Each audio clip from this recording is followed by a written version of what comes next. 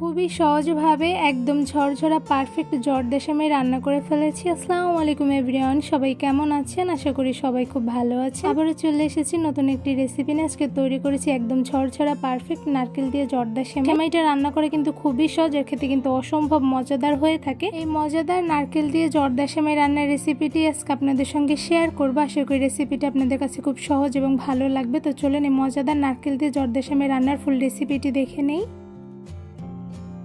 নারকেল দিয়ে ঝরঝরা জর্দা সেমাই রান্না করার জন্য এখানে আমি 1 প্যাকেটের মতন শলা সেমাই নিয়ে নিয়েছি। আর সেমাইগুলো প্যাকেটে থাকা অবস্থায় ছোট সাইজ করে ভেঙে নিয়েছি। এভাবে কিন্তু খুব সহজে ভেঙে নেওয়া যায়। এবারে সেমাইগুলো রান্না করে নিব। পারফেক্ট জর্দা সেমাই রান্না করার জন্য প্রথমে একটি প্যানের মধ্যে দিয়ে দিয়েছি 2 টেবিল চামচ পরিমাণ ঘি। আপনারা ঘির পরিবর্তে কিন্তু সয়াবিন তেলও ব্যবহার করতে পারেন। এবার ঘিটা আমি একটু গলিয়ে নিব। এই তো ঘিটা কিন্তু খুব ভালোভাবে গলে গিয়েছে। এবার ঘির মধ্যে দিয়ে দিচ্ছি ভেঙে রাখা সবগুলো শলা সেমাই। সবগুলো সেমাই দিয়ে দেওয়া হয়ে গিয়েছে। এবার সেমাইগুলো খুব ভালোভাবে নেড়ে নিব। সেমাইগুলো কিছুক্ষণ ঘির মধ্যে খুব ভালোভাবে ভেজে নিব, তাহলে কিন্তু সেমাই থেকে খুব সুন্দর একটি ঘ্রাণ আসে। আর এখানে কিন্তু চুলার আঁচটা একদম লোতে রেখে সেমাইগুলো ভেজে নিতে হবে, নয়তোবা নিচে পুড়ে যেতে পারে।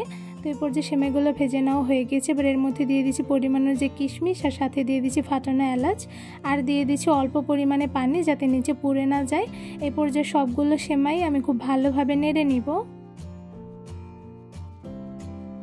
এই প্যাকেটের শলা সেমাইগুলো কিন্তু ভাজাই থাকে, তাই খুব একটা কিন্তু ভেজে নেওয়ার প্রয়োজন পড়ে না। আর এখানে কিন্তু সেমাইগুলো অল্প পরিমাণে পানি দিয়ে খুব ভালোভাবে সেদ্ধ করে নেওয়া যায়। তো এই পর্যায়ে কিন্তু দেখতেই পাচ্ছেন সেমাইগুলো অনেকটা পরিমাণে রান্না হয়ে গিয়েছে। এবার সেমাইয়ের মধ্যে দিয়ে দিছি হাফ কাপ পরিমাণ চিনি। আপনারা আপনাদের স্বাদ মতন চিনির পরিমাণ কমিয়ে বাড়িয়ে দিতে পারেন। এবার খুব ভালোভাবে সেমাইয়ের সঙ্গে চিনিগুলো নেড়ে মিশিয়ে নিব। কিছুক্ষণ সেমাইগুলো খুব ভালোভাবে নেড়ে নেওয়ার পর দেখতেই পাচ্ছেন চিনিগুলো খুব ভালোভাবে গলে গিয়েছে। এবার এই সেমাইয়ের মধ্যে দিয়ে দিচ্ছি কোরানো নারকেল। এখানে আমি হাফ কাপ পরিমাণ দিয়ে দিয়েছি। এবার খুব ভালোভাবে সেমাইয়ের সঙ্গে নারকেলগুলো নেড়ে মিশিয়ে নিব। চুলার আঁচ লো টু মিডিয়ামে রেখে কিছুক্ষণ খুব ভালোভাবে নেড়ে নেওয়ার পর দেখতেই পাচ্ছেন সেমাইয়ের সঙ্গে নারকেলগুলো মিশিয়ে নিয়েছি। এবার এই সেমাইয়ের মধ্যে দিয়ে দিচ্ছি গুঁড়া দুধ। এখানে আমি 2 টেবিল চামচ পরিমাণ গুঁড়া দুধ দিয়ে দিচ্ছি। আপনারা আপনাদের পরিমাণ অনুযায়ী কমিয়ে বাড়িয়ে দিতে পারেন। আর এইভাবে জর্দা সেমাইয়ের মধ্যে গুঁড়া দুধটা দিলে কিন্তু সেমাইয়ের স্বাদটা বেশ ভালো আসে।